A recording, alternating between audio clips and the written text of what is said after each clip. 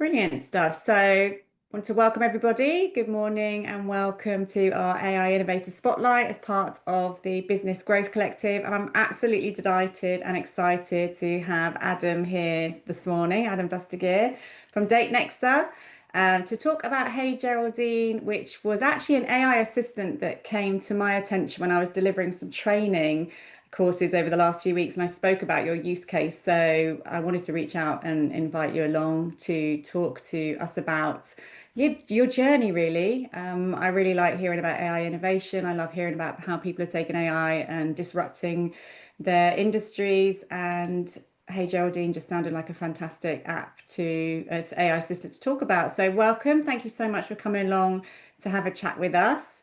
And yeah, please do talk to us about, where did Hey Geraldine start? How did you identify that use case? Yeah. So I think the thing with and first off, yeah, really pleased to be here, and we love talking about Geraldine because I think it was such an early use case, and it was the sort of thing that when we started off, people were like, can it really do that? Will it be able to kind of do like tick all of the boxes and kind of deliver on the promise of AI? And I think, one of the big elements that we kind of saw with Geraldine overall was working with our clients, Peterborough City Council, who took this sort of leap of faith, as they call it, to go, we need to use AI to get the most of what's going on. So yeah, this is just a quick run through, and I think if there's any questions, just shout out as we go through. So first off, by way of introduction, Hey Geraldine was a really interesting journey, a really interesting use of AI. When we first started talking about it, people were quite surprised that we were using this kind of like cutting edge technology in an occupational therapy setting, like in a health setting within a local authority. And there was kind of like a sort of novelty factor, or people going like, why are you starting there? But actually, as a use case, it met so many of the criteria that you'd be looking out for. Yeah, so just by way of introduction, I'm Adam Dustagheer, and really the thing that we like to do at Datnexa is big ideas, bold technology, and better tomorrow. And we focus on using emerging technology to deliver on the promise it could have. There's a QR code there to my LinkedIn, and yeah, Datnexa overall has been going for 2 years, and we're an impact innovator who predominantly works in public sector for our own practice, our own products, and we get a lot of our expertise from our own work. And then we also work with others across quite a few different sectors to help them become sector leaders by using technology. So we kind of do product design and kind of strategy with others as well. So that's us, but no one cares about us. They all want to hear about Geraldine. So Hey Geraldine is an AI chatbot that focuses on technology-enabled care and kind of passing this knowledge out to a team of social workers in Peterborough. It's been kind of picked up as a case study, as a really good niche sort of way of using AI by people like the Local Government Association. As we like to say, easy to talk to, starts in a week, knows it all, but in a good way. This is Geraldine.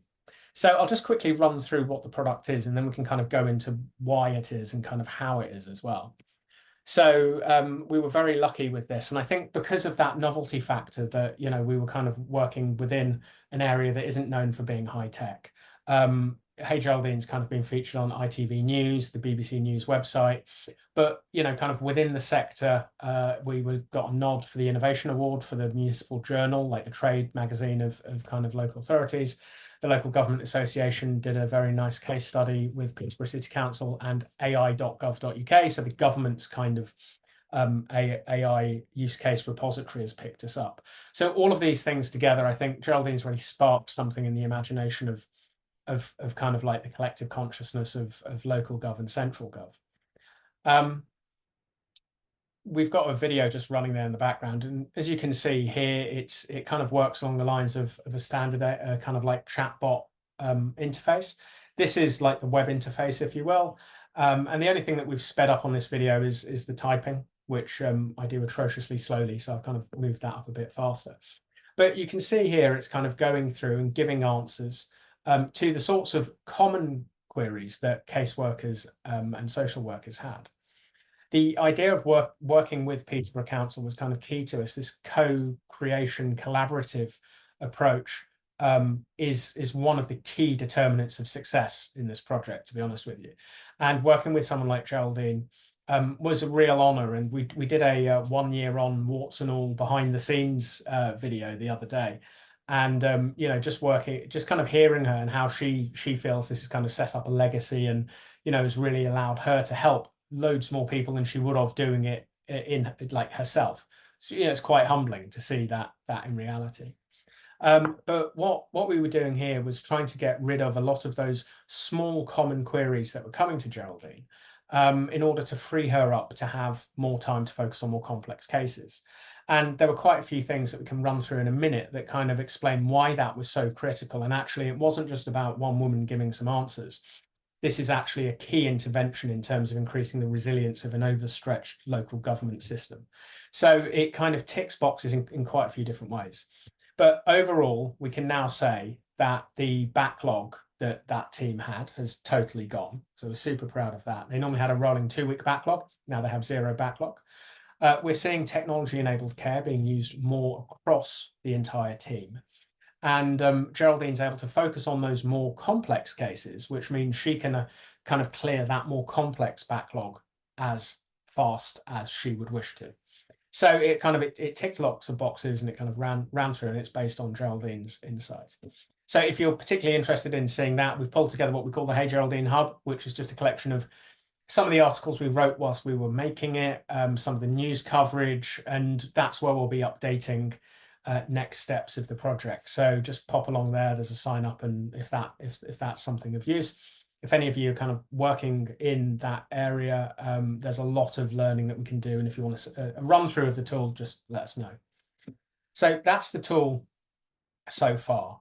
But, you know, to take a step back and, you know, focus on the use cases, practitioners of change, strategy, AI, digital, you know, what do we need to think about? The stark reality is that 88% of public sector IT projects fail. Like, that's tremendous kind of failure rate. I don't think we talk about why they fail enough, because we could all learn from them, but that's not the point. 95% of AI pilots do not go to production, and that's not necessarily a bad statistic. That's just saying that at the moment, with experimental technology, not all pilots are working out, but there's something in kind of learning from the ones that don't work and finding the ones that do. So what made Hey Geraldine different?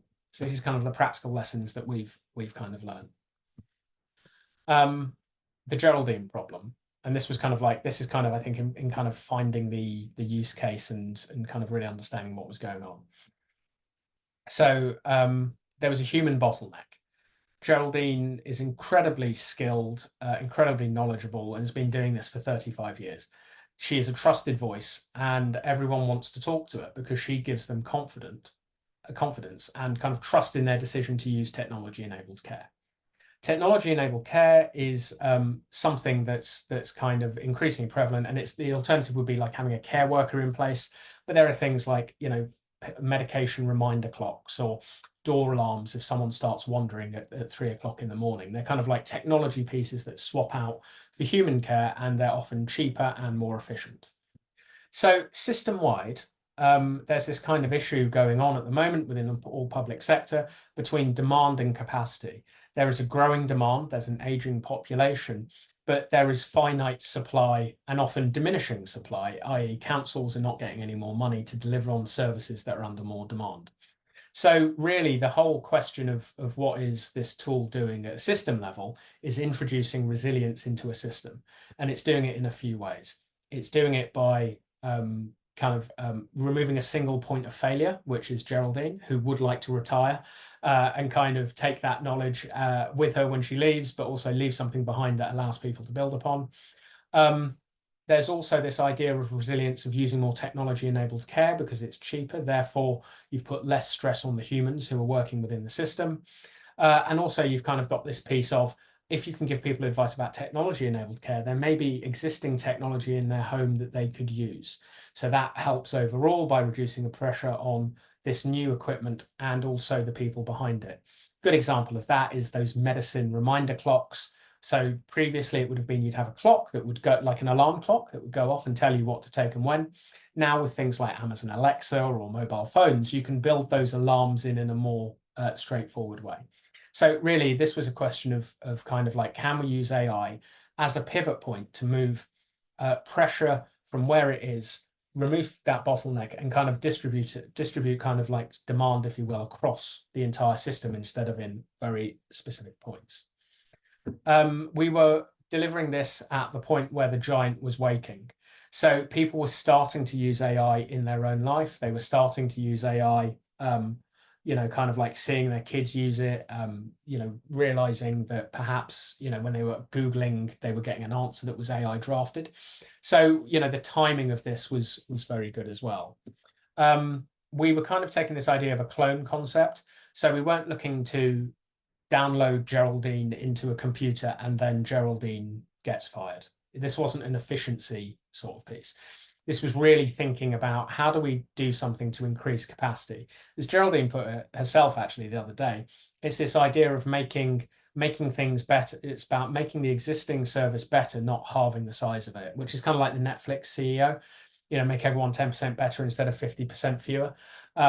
So I think it's kind of these were all kind of like good mood music in the background. The other thing that was interesting was that culture change had failed with this on several different occasions. So, and by that I mean the idea of being able to use Rich, Geraldine is a real person. This is Geraldine just here. So basically what they found was that the tech setup was not kind of sinking in. So people were being told about technology and network care, but not using it.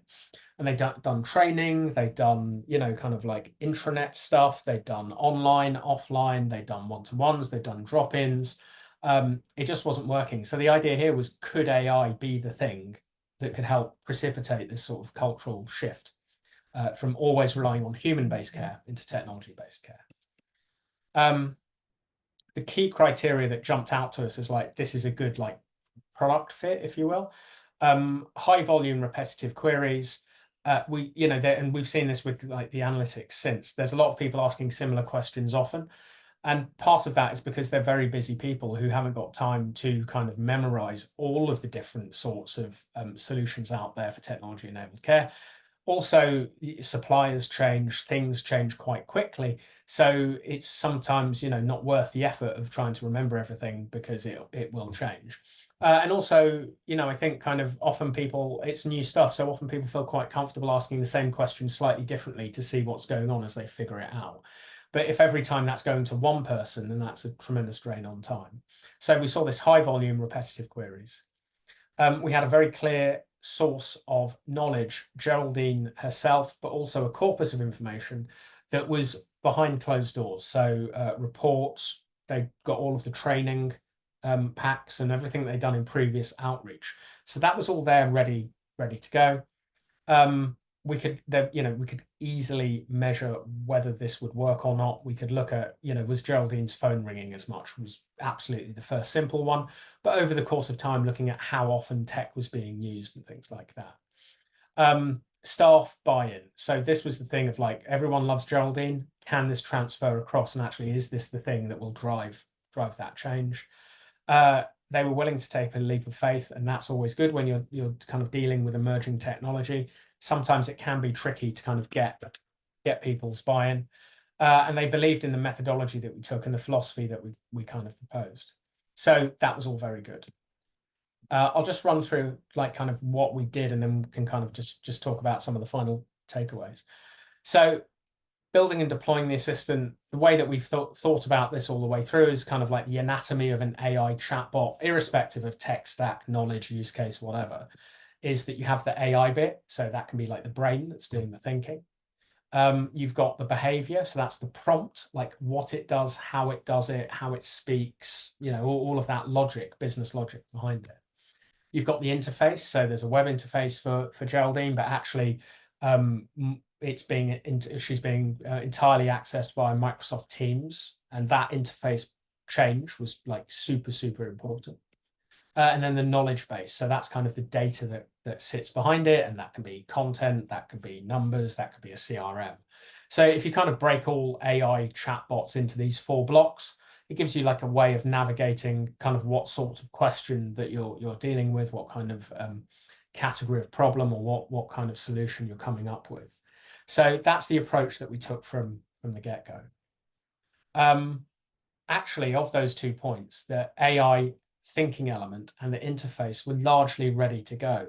So, we kind of work with a development team who've pulled together something that works as kind of a good, robust chatbot. Being able to have that within, servers that were within UK has been absolutely key. And all of that is built on platforms that ultimately lead back to the AWS tech stack, which is something that if we're, given a choice of what we build with, we will always build in AWS. Because of the flexibility and kind of all of the cool tools that are out there that we can use. That means that we can jump straight into the problem solving, not building everything from scratch. Overall, this is kind of like the feature set, if you will. And I'll just kind of skip through it because actually the features weren't the killer part of this application. So it kind of, having knowledge management that's flexible and draws from everywhere, that is what you need. Pulling that in together into a unified knowledge base that you can check what's going on, again, absolutely key.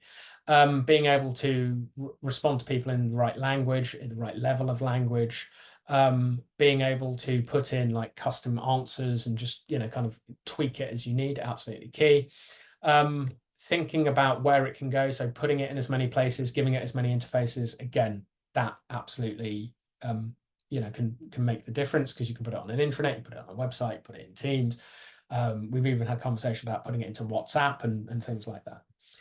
Human handover. So also really understanding that there is a limit to these tools and always having a human there in the background to pick it up when it goes wrong, goes awry, doesn't answer the question. And also having this sense of like a tool that people can collaborate with, that knowing that people can see what's happening, the insights, the analytics, as well as the maintenance of it. And then kind of security and compliance we're always dead keen to do. So the information security has to be top notch, especially within public sector, especially with this sort of setup, this sort of use case, because it's kind of it's people putting questions in. It shouldn't have any personally identifiable data in, but we want to give people the confidence that this is something that's very secure. Yeah, so that was pretty much there from day one. So we were able to jump in and go, right, okay, what's going to make this a success? And a big part of this is that content piece. And what I've done here is just put up, this is basically the idealized delivery timeline. So it was a 6-week delivery. And actually now we're working with others and kind of doing it again. It's pretty much bang on 6 weeks every time. And you can see here that the structure of it, and the bit that I want to call out, is the fact that it goes live pretty much at the end of the first week. And that, in terms of a digital project, is blisteringly fast. But there's a few reasons why you would do that. So what we found is that the big part is if people have got their information on hand, take it all, put it in, and give it that first go, get it to live as soon as possible. Then it's down to working with the people who are going to be using it. So kind of building in this continuous feedback loop. At the time, there was a high degree of worry about hallucinations. That's something that has been mitigated and is less frequent these days, but at the time it was a thing. So being able to work with people to ensure that the content was exactly as it should be was kind of key. With that, we discovered something. So content is king. I think we've all if you've worked in the internet in the past, 40 odd years, content is king, content is king. But context is your ace card here. And by that, I mean that people are using this information in a totally different way. And actually, this is like one of the biggest takeaways, is that being able to put the right context on your content will be the thing that makes an AI interface like this work best. And a good example of that was the door alarm piece. So there's lots of information about how a door alarm worked, where you would put it, how much it cost, like how long it would take to deliver one, a couple of case studies. But what wasn't there was saying it is used when people are wandering at 3 o'clock in the morning. So kind of the content, that body of work that you've got, that explains kind of like the what or the how. Putting in the why and the when is kind of the new part of work, or the new part of content that we're kind of seeing emerging quite a lot. So really, this sort of process here, where you've got week one, we went to live, and then kind of 2, 3, 4, those sorts of huddle sessions and weekly updates. That was all about improving that corpus of information to put in context and like really robust user testing. So kind of giving people the opportunity to use it during the week, catch up with us during the course of the week, knowing that they would have a fresh version deployed on Thursday, Friday, that when they came back next week, they would have a fresh version of the tool in order to try it again and really robustly test it. So that sort of iterative process, focusing purely on the content and some tweaks to behavior, but mainly the content, was what drove this. The first demo that we did was an absolute car crash because it didn't have the context in and hardly anything worked, and we were all lamenting it, and there was quite a lot of nervousness. But this is where having that leap of faith and continuing on through meant that by the end of that process, we had some pretty special results. It's important to remember that this is probabilistic technology. This is based on using a large language model that uses statistics, maths, and computers, super fast, to generate something that gives a sense of intelligence. So it's not like science. 2 + 2 doesn't equal 4. Sometimes 2 + 2 equals banana, right? So you've got to just bake that in and think about that. Going live early and tinkering is always key. Deployment-wise, we did the phased rollout. We made sure there was training and support throughout, and there were a champion network of people who, were kind of very keen into this and sharing it with others. So really, it was kind of this context piece. Once we cracked that, everything changed. And you can see here as a project plan, very rarely would you have go live right at the beginning like that. But I think this is something that's going to change going on. So the key learnings about AI and perhaps life as a whole: what moved the needle in the end? So it was a quantified impact.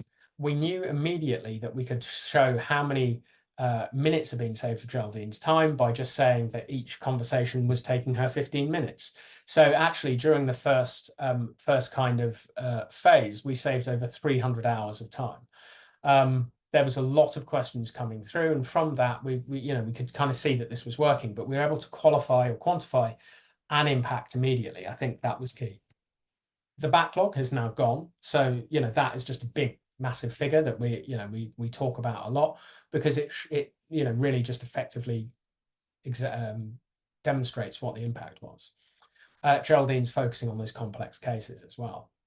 The real user adoption piece. So staff are actively using the tool. We can see that, and actually, because that shift from a web chat bot into Teams now means that asking, "Hey Geraldine," is as quick as asking Geraldine. It's like it's absolutely seamless. So that has just driven up adoption, and I think that's another key part of like thinking about where you deploy technology solutions to and how you do it can be a very key part of how it works. The how fast you can type thing is wonderful. Someone came up to Geraldine the other day and was like, how do you type so fast? They just thought that she was typing on the other side of it. And that was when we were tinkering in the background with some of the behavioral stuff. It does have a few Geraldine-isms in it, and it's got a tone and it's got that humanity to it. And I think that's been a key part of adoption as well. Continuous improvement. So this is super cool. And I think, is the bit that we weren't expecting, but it has become a big part of it. So the weekly huddles were there in that deployment phase, but actually now it's in use. You can see the questions that are being asked. It's grouping them into themes, and you can see areas where people are asking more questions, and you see areas where it's not got the answers.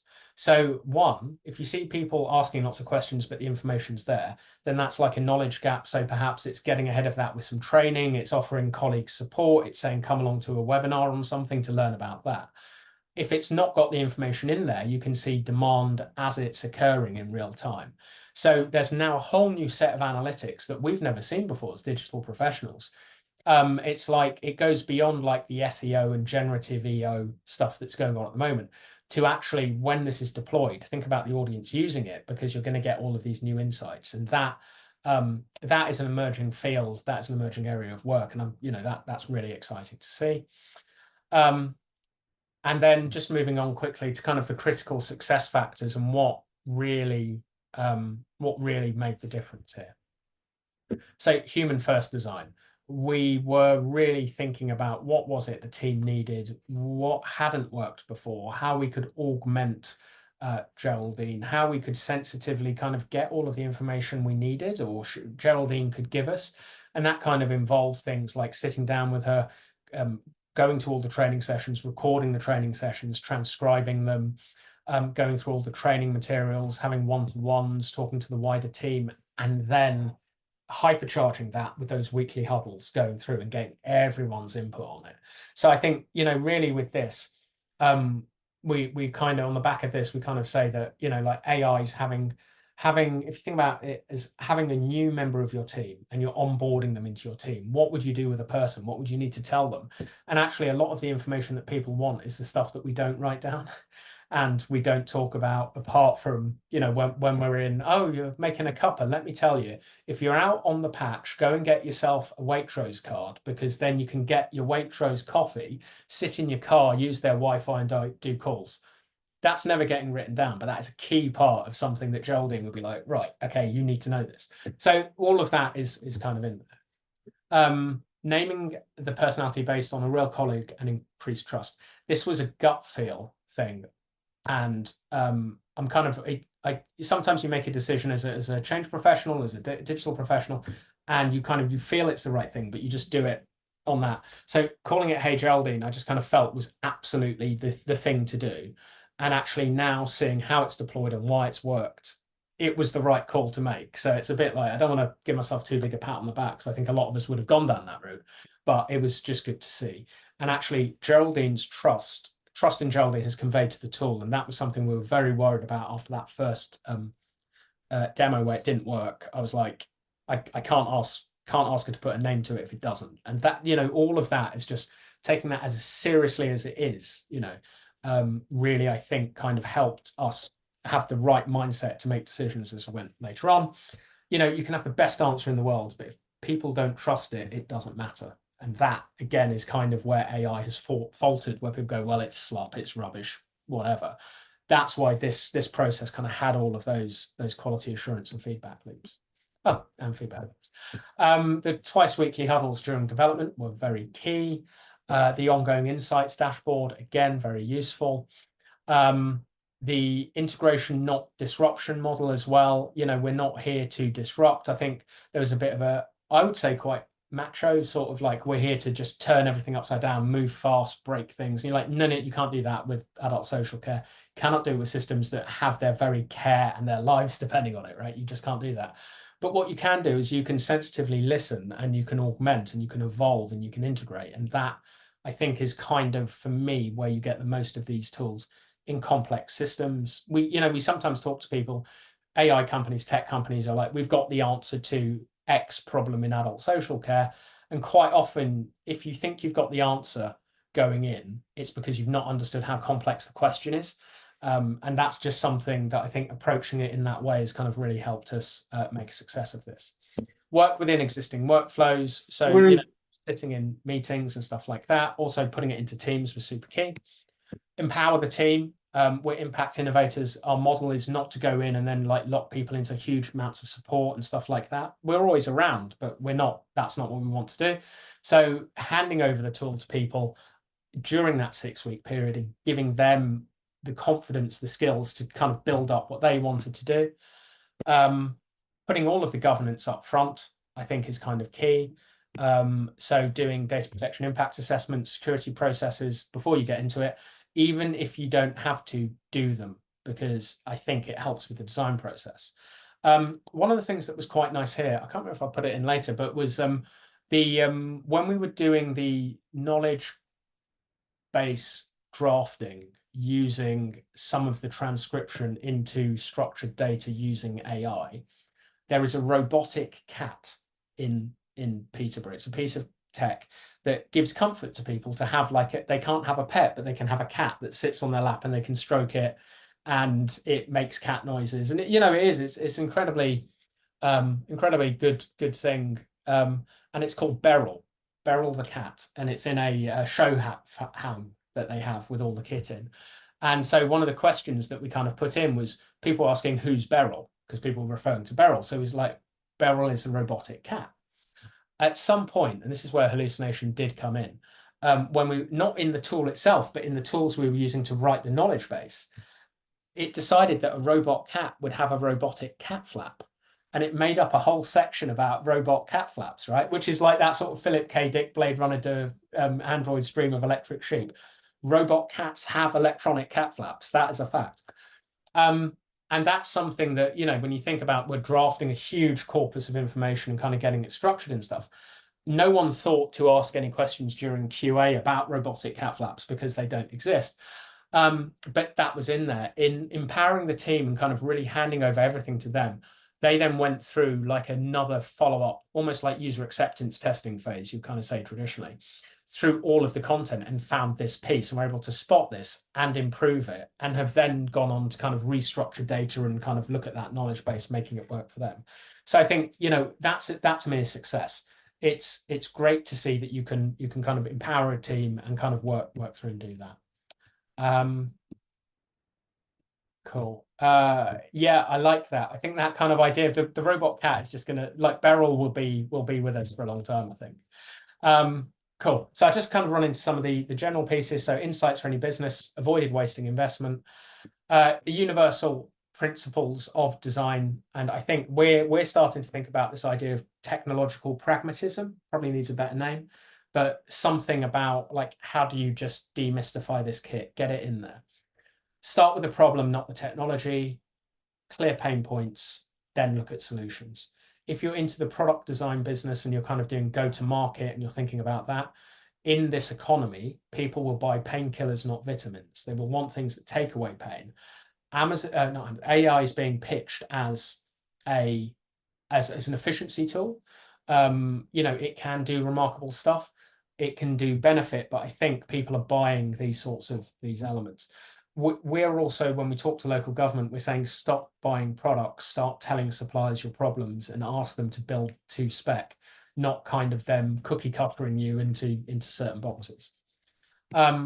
Leverage technology to accelerate impact. We're all about the impact. So think about what you want it to do and then kind of look at that user journey overall. We've done some other products that, you know, we kind of did like emotional mapping journeys on. And we looked at where people were having the most distress, and then we just used AI to blitz that one point. It wasn't even a whole use case step. It was like half a step, but that was the point. And that accelerated the impact of everything overall. So it's kind of really thinking about where you will get the most bang for your buck. In this case, the impact was, you know, people were like, oh my God, you know, like how many times have you sat down or you know someone who you work with? Be like, if we had a clone of them, we'd be able to do 4 times as much. That's what this was. So that was really the impact we were after. Involve end users from day one. You may be, you know, the greatest technical architect, the best digital person, the greatest change management practitioner, but you know, we firmly believe that everyone has a place around the table. You've got very clear outcomes, so kind of define like a North Star, that impact that you're working towards, get everyone around the table and just kind of involve everyone, because you will, you know, diverse design is good design is diverse design. So co-design and people involved in making it will want to use it, they'll want to champion it, and it'll be relevant to their worlds. Feedback loops, again, just again and again and again with this stuff, you just can't assume a priori it's going to do what it's going to do. You need to build up that empirical knowledge base. Security and compliance first. It's not an afterthought. This stuff, you know, kind of, and I think data sovereignty, data governance, again, are kind of huge areas of future work to think about. Measure on what matters. So time savings, productivity gains, user satisfaction. It's not always about like the technical back end stuff, which I, you know, sometimes get lost in. The red flags. So if you hear these sorts of things, just run a mile would be my advice. You know, choosing AI before identifying the right use case. Don't be a, you know, kind of like a solution looking for a problem. Really work it the other way around. It's cheaper, faster, better, and you'll actually have happy users. If you do not think about the change management piece, it will not work. Technical solutions now are so powerful so quickly, they're almost disposable. So, you know, we've kind of deployed this sort of chatbot technology, like literally this stuff, with other clients who want to do something a lot more powerful later on, but want to use this as like a test bed. In, kind of 5 years ago, the idea that you would deploy a tool like this for, just as a learning exercise would be insane, because it would have cost so much money. The cost has dropped because we're leveraging these kind of big central assets. So really now change management and kind of adoption is the name of the game. And I think that's a good thing for all of us as practitioners. Free offers aren't free. They burn up staff time. And that was something that we had a lot of resistance from at the beginning. Underestimating governance, security and compliance as afterthoughts. Just as whereas you're picking use cases, here we had quite a nice clear runway. You could see those sort of preconditions, those criteria, and the adoption methodology. If we'd had to develop our own kind of like kit from scratch in this instance, I think we would have constrained the use case further and further down, because it unpacks in complexity as you get into it. And I think security and compliance are often the areas where it can unpack the most. One size fits all solutions are not quite as good as they appear to be. They're great as a Swiss Army knife, but actually sometimes if you end up, you've got a Swiss Army knife, but you're only using the screwdriver attachment, perhaps you should just go out and buy a set of screwdrivers. It's that. So a Copilot can be great for a lot of things, but when you start moving into these sorts of use cases, think about how specialization can help in terms of use case, but also local, kind of like, regional, or kind of within the geography. Don't try and boil the ocean. Don't get carried away with innovative solutions for everything unless you've got the resources to match.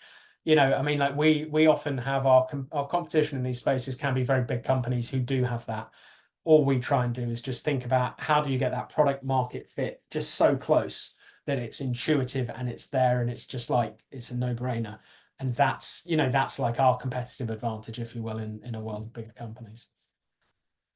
Cool. Although it was developed in this piece, we're seeing, it can be used in more context. We've had a lot of interest from people who are worried that their business has single points of failure. So how to get institutional knowledge in a way that allows them to introduce resilience into their operating models, which is really good fun.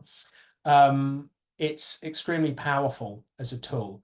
And this is just a point that we kind of always go back to. Technology it's improving, it's easier to use than ever. You're seeing vibe coding, you're seeing slop AI all over the place.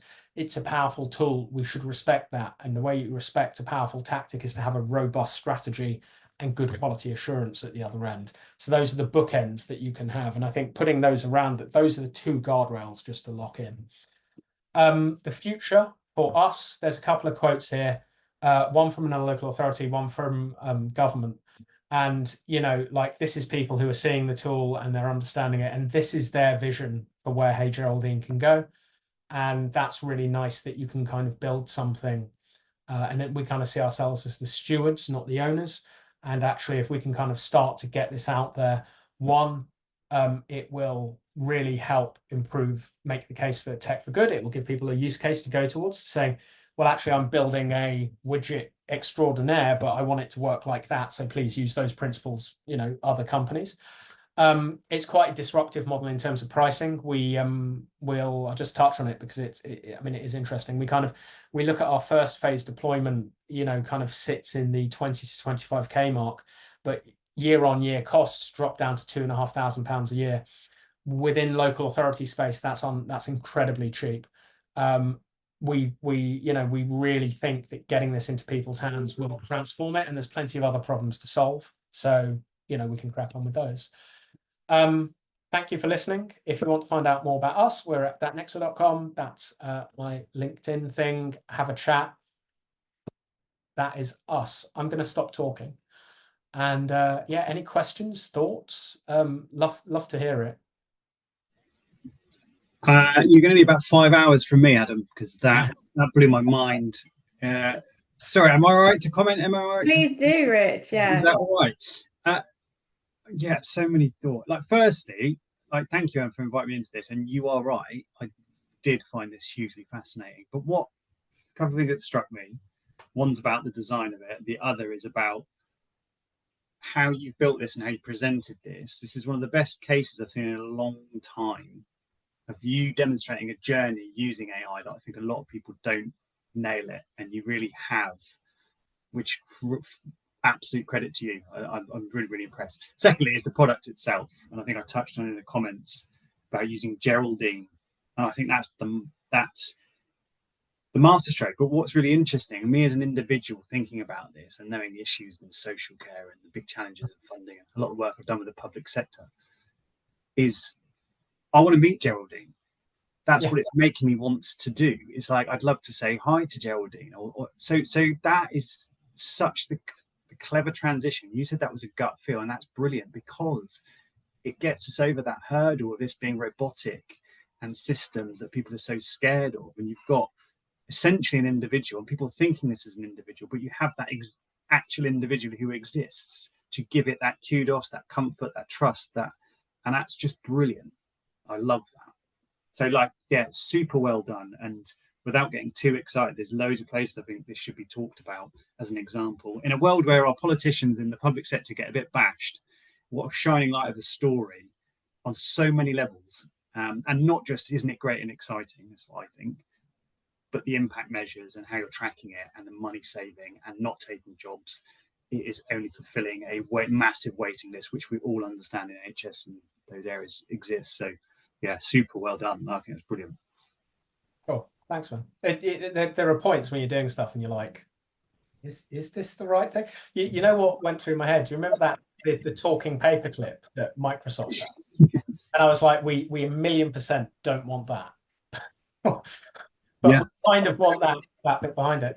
I'll also just drop in. There's a video there. So the Peterborough City Council have been talking to a lot of people and doing stuff with it. But the first time that Geraldine has ever done a webinar or like a chat was with us last week. So that's just, we did it, and it kind of went, and there were lots of occupational therapists on that call. It's kind of gone out to the OT network. So it's pretty specific to that. But I think all of the stuff that Geraldine said, you know, it's like she's coming out, she's so great. You're like, she's coming out with stuff that the CEO of Netflix says it, and everyone writes column inches. She's coming from exactly the same place, has had exactly the same thought. And you're like, yeah, I just think it's super cool.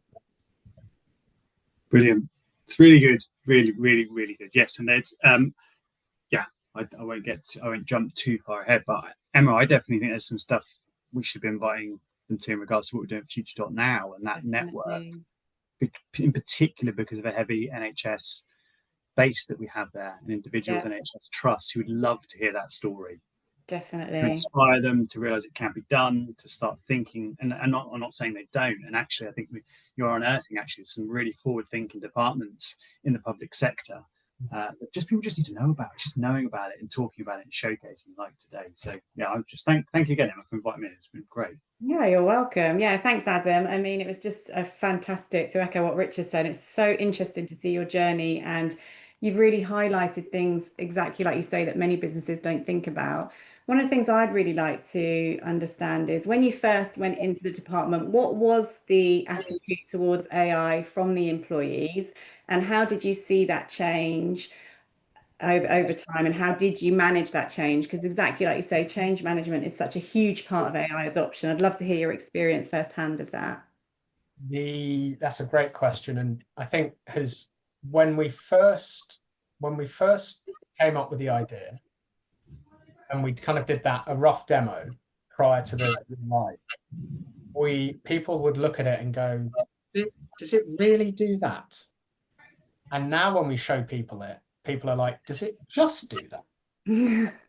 that pivot point. So, and the thing was, it's also like you know, I think all of these things, it's just so important to treat things with just absolute humility. And you're going in, and it's like, you may know it inside out, but you know, if someone's got genuine concerns, they're genuine concerns, right? You just got to really stop and listen. And you know, people are like, is this like the Terminator? As soon as you mention the word efficiency, sadly, in the public sector, people go, this is my job. You know, there's just so as a change professional, right? We know this inside out because we've been there before with other things. But with this, it's just got that added edge because it's totally unquantifiable. So those build the anatomy of the chatbot, those building blocks pieces, that came from that point in time, because it was demystifying it. It was explaining what it was. And then it was also kind of going, look, what we need here is it's just a tool. And the most important thing is you feeling that you can use it and trust it. And if it doesn't work, it doesn't work. And then that's it. So there was a lot of kind of like, that fear, uncertainty, and doubt piece. The core team, kind of like the people who've commissioned it. There's a prevention, intervention, and resilience board in Peterborough Council, it's chaired by one of the directors there, who is a visionary. You've got change management practitioners who kind of see this big picture of what it could be like, and that leap of faith by them, really allowed this to happen, especially at points where you hit bumps in the road, which is inevitable. So I think, with that, I think that was a big part of it. But yeah, I always remember we did have an original slide deck with the Terminator in, to be like, and a big cross. It's like, it is not this. It's more like this, and that was key. But that's a great point, isn't it? An employer standing up and saying efficiency, but the employees hearing job loss, and that sort of interface, people need to be very careful in terms of communicating AI, don't they? So fascinating insight. Thank you so much. Anybody else got any questions for Adam? I've written so much stuff down. Next one. What's next for you guys? Oh, sorry, Rich, were you going to jump in? No. No. Okay. What's next for you guys, Adam? What do you think the next step is for you? So we haven't taken our own advice, and we do regularly attempt to try and boil the ocean. So with Hey Geraldine, we're very excited. We've gone out and spoken to about 10 other local authorities. We're very keen to kind of talk to people in regional networks or people who could use this. What we really want to do is to try and do a cohort. So like 5 at once or 10 at once. That's cool because it allows us to build a community of practice, and we can have these conversations more. 2, it allows peer-to-peer learning. 3, it allows us to do it for an offensively low price, because we can use the scale of economy. And a lot of these tools in the public sector dream big, start small, and then the private sector scales fast, and the economy of scale gets hoovered up as profit. Well, let's just knock the prices down. We're not, we're for profit, but we're not profiteering, sort of thing. So it's like, actually, if we can do cohort approaches, that works. And I think being able to just point to it as something that exists in the world, and it's, as you can see, that it's never the tech, it's the people. So I think building that up, that's cool. We're also working on a data model that helps predict falls, or like estimates where falls are. So we're trying to use that as like a bigger intervention to try and stop as many over 65s falling in their own homes. And we're working with Peterborough Council, and we've worked with a few others there. And again, that we're thinking about this cohort approach for that. So, there's a couple of things out there. It's a tremendously exciting pivot point for the public sector, because, it could go really far if used in the right way. And we have to do this thing of moving from reactive to preventative care. And that's in the NHS. That was in our submission to the NHS 10-year plan. The trick is, though, that's, of course, everyone wants preventative medicine. Who doesn't? But when you're under the cosh today, how do you get to preventative medicine tomorrow? There's a pivot point. And I think tools like this can help. So, within Peterborough, what we're hoping to do is to use some of the extra capacity in the OT team in order to help with urgent intervention on the falls and frailty work. Now, if that can happen, that is an exact pivot point of when that flip. It's a bit of an audacious thing, but we've met a load of people, like events like today, absolutely love them. Thanks for having us along, because you talk to people, and I think if people get it and people like it, then if we can kind of come together and do that. So, the future would be to achieve something like that as quickly as possible. But yeah, and then we work with a load of brilliant clients who kind of let us play in their own worlds and kind of keep wood from door while we focus on some of these bigger, thornier issues. Brilliant stuff. I've got one other question. Sorry, I know we're coming to time. So many things to ask you. The data. So you mentioned the data at the beginning. You had all that knowledge base there, lovely data. So many organizations have hidden data sets, don't they? How much time did it take for you to prepare that data, or were you able to literally train a large language model? In that case, we were simultaneously doing that with the huddle process. So it took a couple of months. Since then, we've come up with something the working title, which probably end up being the real title, we're calling it institutional intelligence. And essentially what we're doing is coming up with a way to build that corpus of information as quickly as possible using a blend of different things, but trying to do it in like a low impact way. So there's often people don't want us to use their websites because their website is out of date. So we have to kind of cut through and find other hacks for it. There were chunks of Geraldine that were just working on Word documents. And in fact, pragmatism is the name of the game here. It's like, how do you make this work? You don't care about, it's about, the impact piece. So now we're looking at things that kind of use the, like audio transcription, building that sort of knowledge piece, and then allowing that, as you say, model to then draft stuff in a structured way. And that can pull from, kind of like sector news, best practice, government stuff, PDF stuff from GMC or whatever relevant regulator is, and kind of do it that way. So that's kind of the next piece. The idea we're thinking is we can have institutional intelligence and artificial intelligence. We may just have intelligence, which would be nice. Yeah, So exactly. that's our next. And then just one last question. How's Geraldine doing now she has no work to do? Is she happy? She is. And I've popped the link in the thing. Have a watch of it if you've got a bit of time, just to, because you hear it from them. She's happy. She's got something here. She's been on the telly quite a bit and she's been featured in stuff. I think she's a bit like bemused, and incredible woman, like super humble and just really focused on, for her, she put it best.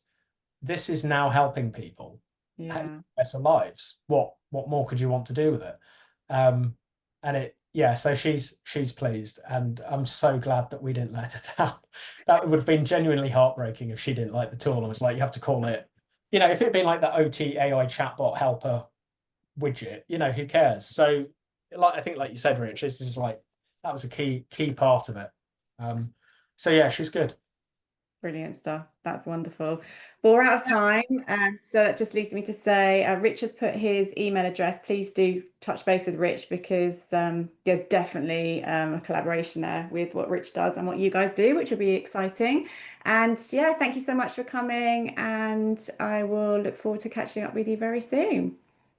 Thanks a lot for having us. You're welcome. Have a great weekend. Bye. Take care. Bye.